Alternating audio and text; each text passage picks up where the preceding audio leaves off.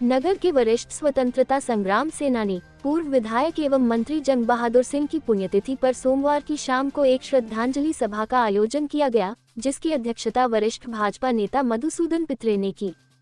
श्री पित्रे ने स्वर्गीय जंग बहादुर सिंह को श्रद्धासुमन अर्पित करते हुए उनके पुत्र अवनीश प्रताप सिंह द्वारा पिता की स्मृति में किए जा रहे कार्यों की सराहना की।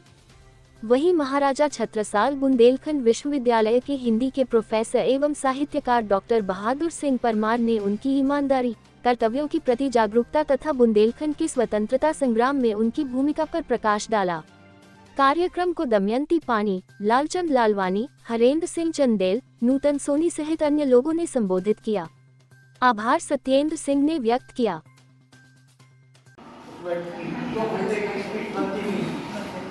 और सारे लोग भी थे, हम लोग दंगल के समर्थक थे, तो ये तो हमारी भी ज़्यादा है इस बात।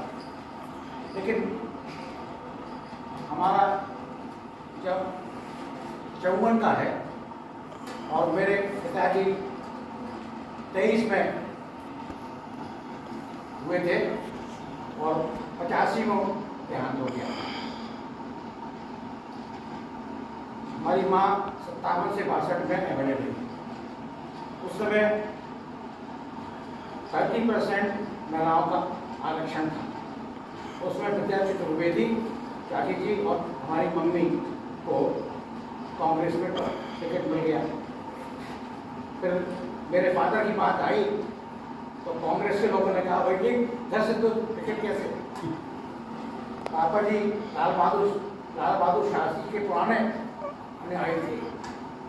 इलाहाबाद यूनिवर्सिटी में शास्त्री जी भाषण देना चाहते थे, वो तो पता जाते थे, तो अब वे कैसे पहुंचाया जाए। तो पीछे रिक्शे में लोग जाते थे, सर अगर आप अन्यथा न लें तो हम लोग उसी तरफ जाते हैं, तो आपको भी छोड़ देंगे। मतलब इस तरह से शास्त्री जी को ले जाते थे। तो मेरे पिताजी पे शास्त्री जी की छाप थी और इसीलिए उन्होंने किया। जब वो मिनिस्टर भी थे तो गिनती के 4 कुर्ता पजामा रखते थे। अब मिनिस्ट्री में बहुत काम होता था और खच्चर के कुर्ता के पजामे ज़्यादा चलते नहीं थे। मम्मी ने बहुत कहा कुछ बढ़ा लीजिए, तो बहुत मुश्किल से तैयार हुए कि 4 की बजाय 6 कर देते। मतलब इतने पुराना संस्कार थे और नेहरू साहब से बहुत साथ था उनका। वास्तव में उनका साथ नेहरू बांधे फिरोज गांधी के साथ, और इंदिरा गांधी भी उनको इस तरह से जानती थी कि हाँ आज फिरोज के साथ आते थे। इंदिरा गांधी पापा जी को इससे जानती थी क्योंकि जनता पार्टी के समय में खंडवा का एक वाइट इलेक्शन हुआ था। उसमें जनता पार्टी के सारे मिनिस्टर खंडवा में सेक्रेटरी में खड़े हो गए। तो बिमला शिवली की सांसद थी, उन्होंने पापा जी से कहा कि भाई इंदिरा जी तो अपोजिशन में हैं, उनको सर्किट में कपड़ा नहीं है।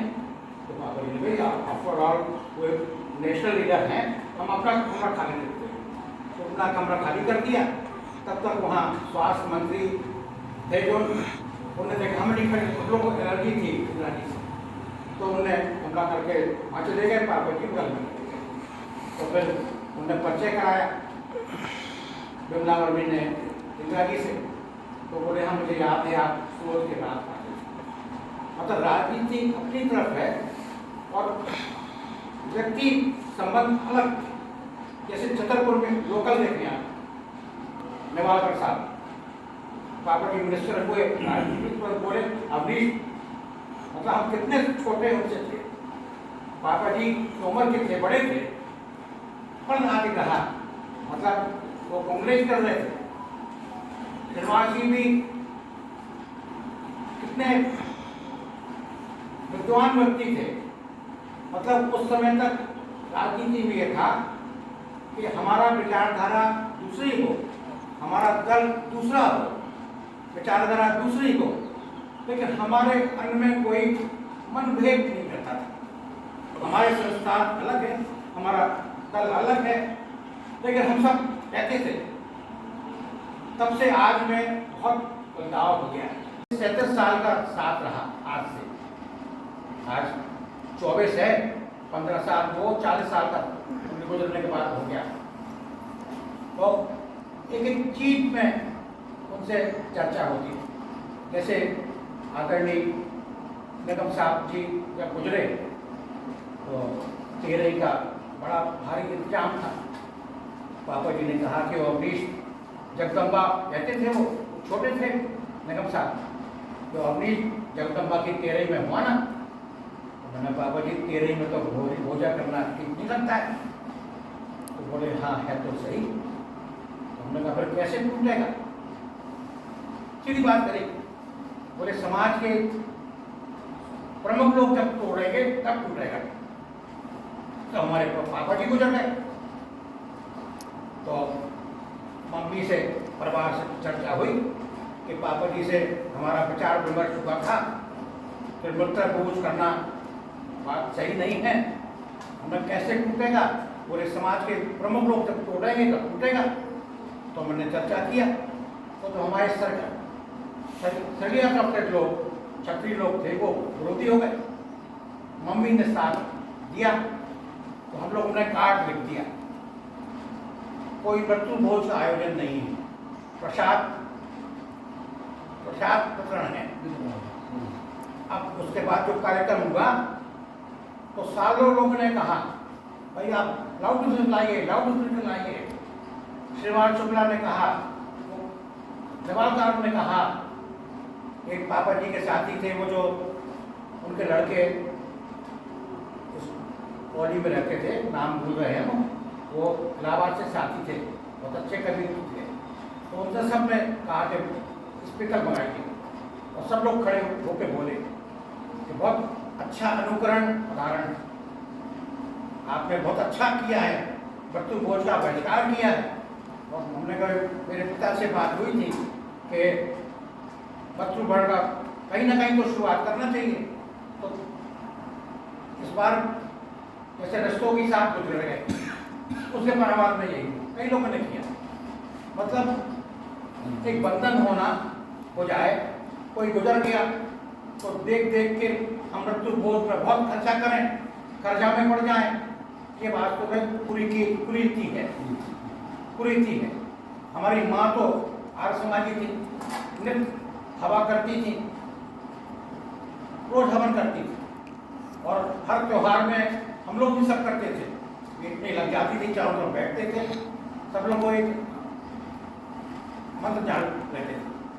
तो जो मेरे पिता का जब बात की, मेरी माँ को और पिताजी को बिल्कुल मेट अलग अलग रहती थी, दोनों वकील थे। तो उनको एक बहुत अच्छा गुण था, मेरे पिताजी रोज शाम को सोने के पहले कैश बुक लिखते थे, उनका अभ्यास था।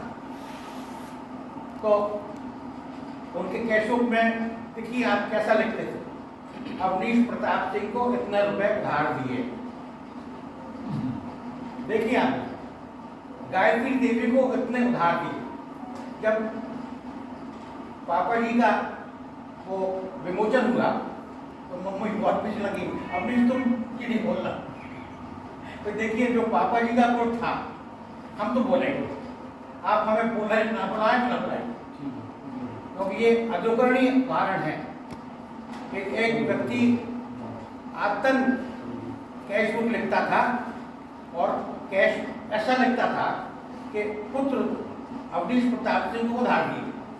उनका मानसिकता ये थी कि तुम उधार दे रहे हैं, अब तुम हमारा वापस करना। गायत्री भी हमारी पत्नी जरूर है, उसने हमने उधार दिया, अब तुम वापस करो। आतन उनका स्वभाव था, मतलब ये पेट्रोल गुण था उसका। हम लोग तो बहुत छोटे हैं, हम लोगों से पैदा रहने वाले हैं, इसी पीढ़ी के, जिनके कारण ये देश आज़ाद हुआ और हम लोग आज़ाद भारत में पैदा हुए, ऐसे लोगों की स्मृति में हम आज यहाँ पर बैठे हैं, उनको नमन करते हैं। उनसे हमको 79 में पढ़ने आए, उसके सरकार थी, लेकिन जिले में रहे, निवासी रहे, तो छोटे से देखते रहे कि आदरणीय नेवालगढ़ साहब समय हमारे क्षेत्र के विधायक हुआ करते थे विधानसभा से 77 से 80 का जो कार्य आया था उसमें विधानसभा अध्यक्ष और संसदीय से विधानसभा से दशरथ जी को हराया था, कौन सी चीज़। लेकिन काफ़ी संपर्क मम्मी जी के रहे, बाबू जी के रहे, और ख़ासतौर से पत्रिका का संपादन किया, उसमें काफ़ी नज़दीक से जुड़े रहे। तो कई चीज़ें पढ़ने को मिली, समझने को मिली, तो अपने विचार उसके आधार पर हम व्यक्त कर रहे हैं। अनुभव तो नहीं मानते चलो। 2-3 चीज़ें, एक तो सबसे महत्वपूर्ण ये है, इस बुंदेलखंड में गांधीवाद, राष्ट्रीयता आंदोलन, आज़ादी की लड़ाई का विचार कैसे आया, इस पर हम जब काम कर रहे थे तो 3 रास्ते हमें मिले, क्योंकि बुंदेलखंड बहुत पिछड़ा था और अभी भी है, क्षमा करेंगे, उसमें बहुत सारी चीज़ें अभी भी हम देश की अन्य धारा की तुलना 50 साल पीछे थे। जब उनके मध्य प्रदेश में मालवा से 50 साल पीछे, अब मध्य प्रदेश का हिस्सा ही है हिसाब से। कारण क्या था, मैं उस पर विस्तार न करता हूँ, लेकिन गांधीवाद या आज़ादी की लड़ाई की चेतना कैसे, आदरणीय जो भाई साहब ने बताया, चर्चा कर रहे थे। पहला तो यहाँ के व्यापारी, खासतौर से पान व्यापारी, महाराजपुर, महोबा, जो यहाँ का व्यापार था वो लाहौर तक था, दिल्ली से लाहौर और वहाँ तक लगातार व्यापारी आते थे। व्यापारियों ने जाकर के देखा वहाँ गांधीवाद कैसे है, वहाँ आज़ादी की लड़ाई कैसे चल रही, मतलब तिलक जी का या अनेक प्रकार का जो लाजपत राय साहब था, तो वो वहाँ से लेकर के आए। और सबसे बड़ा विचार जो आया ये संचलन, वो आया आर्य समाज। आर्य समाज का गढ़ जो है महाराजपुर और राजनगर, छतरपुर जिले का और महोबा के माध्यम से आया। कि एक अन्याय के खिलाफ, असमता के खिलाफ, अस्पृश्यता के खिलाफ, सामाजिक चेतना के खिलाफ पहला जो सूत्रपात हुआ वो कहीं ना कहीं आर्य समाज के माध्यम से चेतना जगाई। दूसरी, जो हमारे बुंदेलखंड के लोग पढ़ने के लिए इलाहाबाद और अन्य स्थानों पर थे, काशी, दीवान गोपाल सिंह काशी में पढ़ रहे थे, जंग बहादुर सिंह इलाहाबाद में पढ़ रहे थे, कई यहाँ के राज परिवारों से, राजघरानों से, संपन्न घरानों से और लोग शिक्षा लेने गए। तो राजघरानों के उपरांत होते हुए भी आज शिक्षा का जो अलग मिला है, शिक्षा की जो चेतना मिली, तो बुंदेलखंड में चेतना का सूत्रपात करने वाले अगुवाई बने। इनके बारे में आप सबको पता है कि झंडा फहराने वाले वो शख्स हैं आदरणीय जंग बहादुर सिंह जी। उस पूरे इलाहाबाद में नेतृत्व करके वो ऊपर झंडा फहराया और सबके बावजूद भी। दूसरा, मैं चेतना, पूरी चेतना एक राज परिवार से होती हुई, सरीला राजघराने से, मम्मी जी के साथ जो विवाह हुआ, जो उनका पूरा संस्कार है, मम्मी जी से खुद सुना है हमने, वो खुद लिखा भी है। बहुत बड़ी क्रांति का काम है, आज भी हम लोग नहीं कर सकते। ये शर्त पर कि राज परिवार में विवाह करके भी पर्दा प्रथा नहीं करना, मम्मी जी ने आपको ध्यान होगा। इस कलेजे का आदमी, इस चेतना का आदमी निश्चित तौर से बुंदेलखंड में चेतना लाने वाले अग्रदूत थे, आगे की सोच वाले थे, इसीलिए वो लगातार तो एक केवल राष्ट्रीय भावना वहाँ पर ध्वज का चढ़ाना अंग्रेजों के राज में। दूसरा, इस तरह से पर दूसरों को उपदेश देने वाले बहुत नहीं, खुद क्यों पलाऊ करना, और वो जीवन भर उन्होंने निर्वाह किया मम्मी जी के साथ में। बहुत सारी चीज़ें हैं, संस्मरणात्मक पत्रिका पढ़ लीजिए। तो ये दूसरा जो मैंने कहा कि गांधीवाद और आज़ादी की लड़ाई का क्षेत्र सूत्रपात हुआ इस प्रकार की शिक्षा में गए नौजवानों के माध्यम से, चाहे यहाँ हो, चाहे सतना में हो, चाहे अनेक प्रकार से हो। तीसरा, गांधी जी के माध्यम से, अन्य प्रकार के माध्यम से यहाँ पर आया। मैं ये कहना चाहता हूँ आदरणीय जंग बहादुर सिंह के चरणों में नमन करती हूँ, तो उन्होंने एक अलग जगाई इस पिछड़े क्षेत्र में, इस तमाम प्रकार के मानसिक, आर्थिक, सामाजिक पिछड़े क्षेत्रों में आदरणीय जंग बहादुर सिंह जी ने, मम्मी जी ने और इन जैसे तमाम जो मसाल का काम किया, उसी का सूत्रपात हुआ कि यहाँ प्रजामित्र प्रजामंडलों के माध्यम से आज़ादी की लड़ाई लड़ी गई। आप सबको पता हो, क्योंकि राजाशाही थी, दूसरे अंग्रेजों की सरकार थी। राजा नहीं चाहते थे कि हमारे अंग्रेजों के पास शिकायत जाए, लेकिन ये भी चाहते थे कि देश आज़ाद हो जाए। तो रास्ता कैसे निकले? तो एक रास्ता ये निकाला था कांग्रेस ने कि प्रजामंडलों का गठन हुआ, और उसके माध्यम से चाहे वो टीकमगढ़ हो, चाहे छतरपुर हो, चाहे अन्य हो, उसके माध्यम से आंदोलन हुआ और उनको सत्ता, जो तत्कालीन सत्ता में बैठे हुए राजा महाराजा थे, उनका भी संरक्षण था और जनता का समर्थन तो था ही। जो तमाम प्रकार का चरण पादुका का प्रकरण उठा करके आप पूरा देख लीजिएगा, गोलीकांड से लेकर के तमाम सब चीज़ें मिलती हैं, तो उसमें अगुवाई करने वाले ऐसे ही लोग थे जिन्होंने बड़ी चतुराई के साथ में इस क्षेत्र की जनता को कहीं ना कहीं सही चीज। आज़ादी जब मिल गई, आप सबको पता होगा, टीकमगढ़ महाराज ने अगुवाई करके और उसमें तमाम लोगों के आदमी लोगों को थे कि सबसे पहले कहा कि हम भारत सरकार को, आज़ाद भारत को अपनी रियासत सौंपने जा रहे हैं, जबकि इसका विरोध भी हुआ। कई राजाओं ने विरोध भी किया, उसमें जिक्र नहीं करूँगा इतिहास में, क्योंकि छतरपुर तो उनमें से था जो बहुत बाद में आज़ाद हुआ। मैं इसमें सारे फैक्ट्स हैं, मैं जो भी बोल रहा हूँ वो सब ऑन रिकॉर्ड्स की बात है, आप देख सकते हैं, समझ सकते हैं।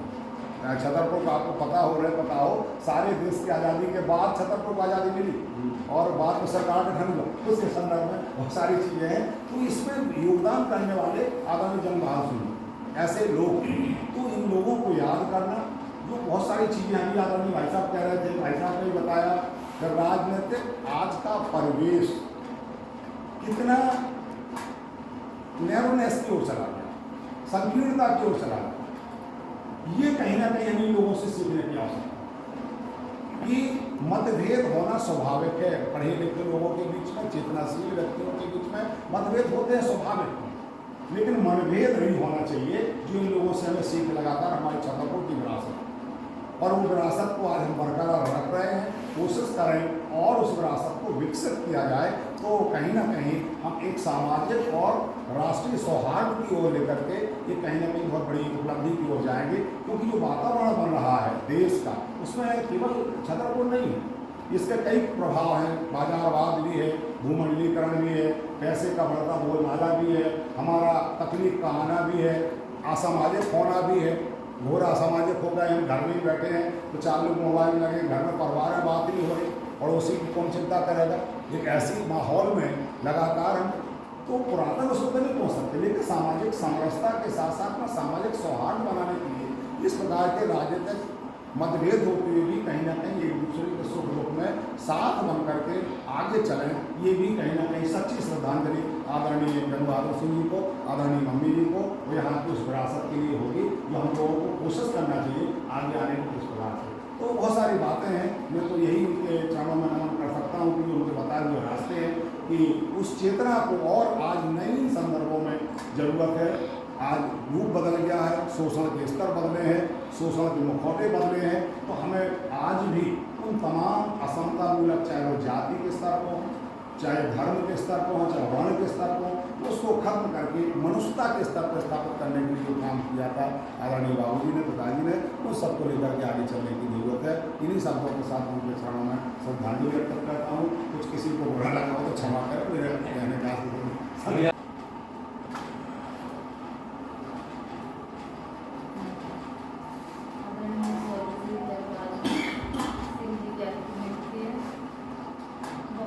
छोटे हैं उनके सामने, उनके काम के सामने, और सच में समाज की बहुत बड़ी ताकत है। ये चित्र ही मतलब उनका जो है इतना ऊर्जावान है, और उनको सिखाता है कि व्यक्ति क्या क्या कर सकता है। और जैसा उनके बेटे ने कहा और सर ने कहा है, तो उनका नहीं कहा है समाज के लिए।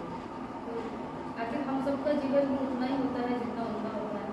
तो उन्होंने कैसे क्रांति की उस जमाने में जब इतनी संकीर्णता बुंदेलखंड में आज भी, जैसा सब लोग कहते हैं पिछड़ापन है, संकीर्णता है, उन्होंने कितना तोड़ने का प्रयास किया। उनसे हम लोग ये सीख मिलती है कि हमको भी अपने स्तर पे जो कुछ संभव हो सके, समाज को, व्यक्ति को नुकसान दिए बिना बदलाव लाने की कोशिश करना चाहिए। और वो बदलाव जैसे उन्होंने अपने जीवन में शुरुआत किया, चाहे मम्मी जी और स्वर्गीय जंग बहादुर सिंह जी ने किया अपने जीवन में, उन्होंने ये नहीं सोचा कि पहले कोई और है। तो हम लोगों से भी जिस स्तर पर बनता है अपने जीवन में उस शुरुआत को लाना चाहिए, हमारे लिए प्रेरणा है। और बहुत कुछ समझने और सुनने का है। और उन्होंने जितने बड़े क्रांतिकारी कार्य किए, ब्रिटिश शासन में ध्वजारोहण करना, चाहे इतना मुश्किल संकट समय में, तब उन्होंने खादी को अपने जीवन में अपनाया। खादी कोई वस्त्र नहीं है, एक्चुअली वो विचार, वो विचार एक ताकत होती है। उन्होंने विचार के साथ ही समाज के लिए दिया। और जैसा आप लोगों ने कहा कि वो विरोधी थे मृत्यु खोज के, तो वो सच में कैसे कहते हैं कि परिवार हमारे जाने के बाद एक तरफ दुखी भी है और एक तरफ बहुत सारा कर्ज में भी डूब जाए। यदि बहुत संपन्नता है तो एक अलग बात है, पर हम उस संपन्नता को अलग तरीके से भी समाज में व्यक्त कर सकते हैं। ये सब हमको मुझे लगता है सीखना समझना चाहिए। मैं आदरणीय स्वर्गीय जयपाल सिंह जी की चरणों में नमन करती हूँ। समय बहुत हो गया है। परंतु मेरे पिताजी मीसाबंदी थे और इस जिले से 26 लोग बंद थे, जिसमें संघ के लोग 21 महीने रहे और समाजवादी 19 महीने रहे। हमारे पिताजी भी 19 महीने रहे और आदरणीय जंग बहादुर सिंह जी भी 19 महीने रहे। तो हमारे पापा भी डायरी लिखते थे, तो वो डायरी हम रोज पढ़ते थे। उस समय हम जब इमरजेंसी लगी तब हम थे उस समय 8 साल, तो डायरी में हम नाम पढ़ा करते थे। जंग बहादुर सिंह, काली साहब के पिताजी का नाम महेश और काले, सबके लिस्ट भी हमारे पास है। तो उसमें संस्मरण हमारे पापा लिखे करते, जेल में भी डायरी लिखते थे, वो आज भी हमारे पास है। उस नाम से हम परिचित थे। फिर जब हम 87 में हमने ग्रेजुएशन किया तो मम्मी जी ने पापा से कहा कि अब बेटा कहाँ तक पढ़ गया है, बोले ग्रेजुएशन कर लिया, बोले तो उसको भेज दो। हम घर पे बैठते थे और टाइपिंग भी हमने पास कर ली थी और लाल बहादुर शास्त्री में करीब 6 महीने हम रहे। तो हमने और मम्मी जी घर आती जाती थी और बगौता का महिला मंडल का हमारी माता जी ने अध्यक्ष भी बनाया था महिला समिति का। मम्मी जी से तो हम बहुत परिचित रहे और बहुत स्नेह मिला, हमेशा सहयोग भी मिला। मम्मी कहा करती थी कि बेटा खूब पढ़ो, जब जरूरत पड़े तो मेरे पास आइए। और भाई साहब से भी परिचय उसी समय रहा। तो भाई साहब का दूध आता था जो खोखनेवाड़ी से, तो डिब्बे में आता था, लॉक लगा हुआ, ताला बंद, टोटी लगी, ताला बंद। कारण ये था कि पानी न मिला, पानी न मिला, शुद्ध दूध जो दूध बेचने वाला पानी न मिला है, वो टोटी लगी थी उसमें। तो कई चीजें सीखने को मिली जो संस्मरण में थी। ऐसा करो ऐसा करो। और वो हिसाब भी हम बना देते, छोटे छोटे पर्चों में नाम और उसमें दिन लिखे रहते थे। भाई साहब पहले ये हिसाब बना, मुझे अच्छे से ध्यान है। तो हमें काफ़ी प्रेरणा मिली और हम उन्हें श्रद्धांजलि अर्पित करते हैं। वही वैसे ही जीवन हमारे पिताजी का संघर्ष रहा है, बहादुर सिंह भाई साहब बहुत अच्छे से जानते हैं। एक बार पुनः हम उन्हें श्रद्धांजलि अर्पित करते हैं। उस दौर जो था नीम कॉलोनी एक राजनीति का अखाड़ा था, सुखनारी मोहल्ला हुआ, ये सेमिनार खड़े काले जी, बाबू जी, गांधी जमी जी, दिवाकर साहब, ये वो दौड़ते और सर्वमय से दौड़ते, कहीं वो नहीं थे। जिस तरफ विद्यावती जी थी, उस तरफ श्रीनिवास शुक्ल जी थे, दशरथ जी, मतलब ऐसा दौर था, विचारों से दूर थे क्योंकि प्रेम के बहुत साथी थे। ऐसे दौर में इन लोगों ने जो राजनीति की है उसका जो आज फल फूल रहा है, उसको दूसरा जो आज के दौर कर रहे हैं, हम चाहते हैं जो नई पीढ़ी आ रही है कुछ सीखे और सीख करके अच्छा काम करें। इसी विचारों में हम नीता जी से कहते हैं कि अगर अपने विचारों को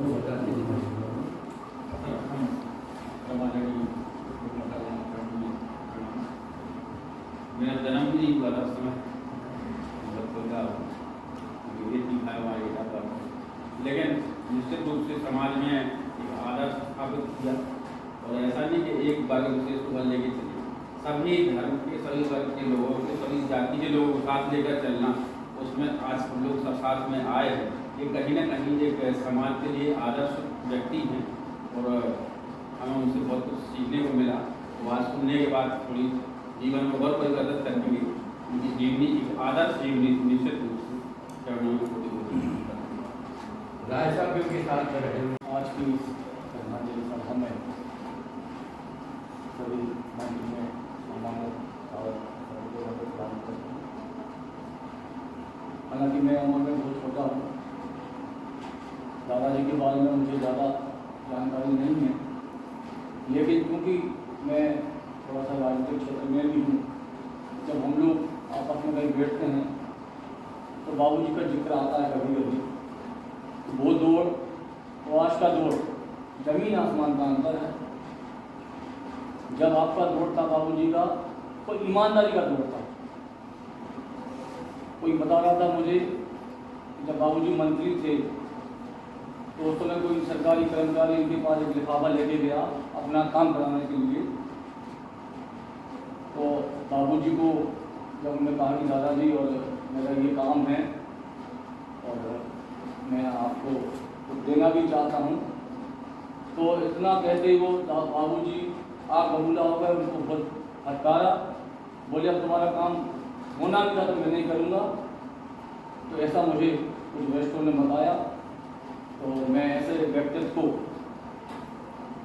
नमन करता हूँ और मैं उम्मीद करता हूँ कि वो दौर तो फिर अब नहीं आ पाएगा जो बाबूजी का दौर था। हम लोग तो उदाहरण देते हैं, यहाँ के नेता लोग भी उदाहरण देते हैं, दशरथ जैन जी का देते हैं, बाबूजी का देते हैं। तो ऐसा समय तो आना संभव नहीं है।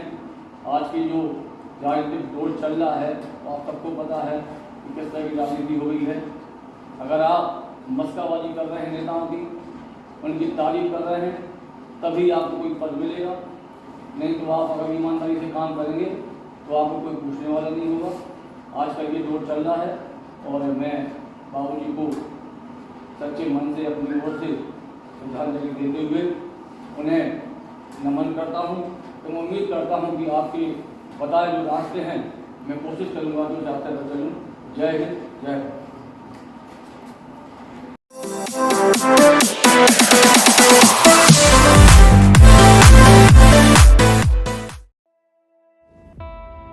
इस खबर के प्रायोजक हैं पहली गोल्ड प्रीमियम पान मसाला।